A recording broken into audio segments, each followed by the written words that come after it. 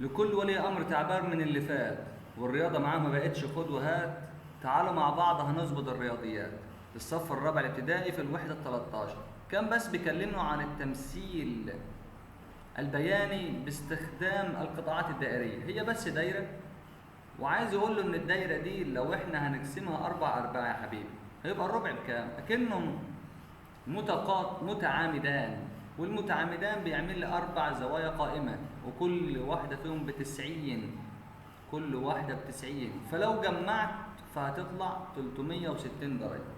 ومن هنا جاءت المهمه، ان عايز يقول له ان الدايره، نركز خالص في دول لو عرفنا نسجلهم ماشي، 360 درجه. ولو عندك نص دايره فدي ب 180 درجه. لو عندك تلت الدايره فدي بتساوي 120 درجة. أما لو عندك ربع الدائرة فدي بتساوي 90 درجة.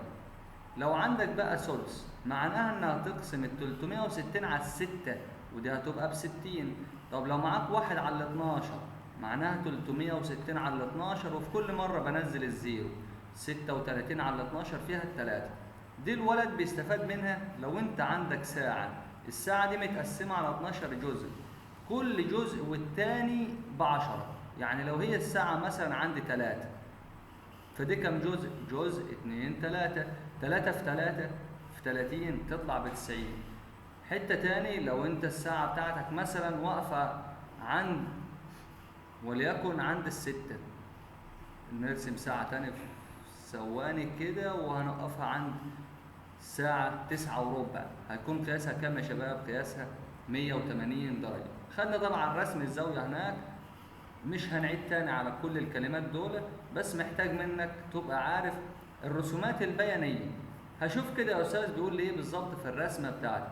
هو جاب لك رسمة كده وقسمها وراح عملها لك كده وقال لك هنا منجو وهنا مثلا عنب وهنا جوافة، وقال لك يا ترى زاوية المانجو كام؟ هي ممتاز، سامع ناس شاطرة بتتكلم. قال لي المانجا يا مستر خدت النص والنص ب 180 درجة.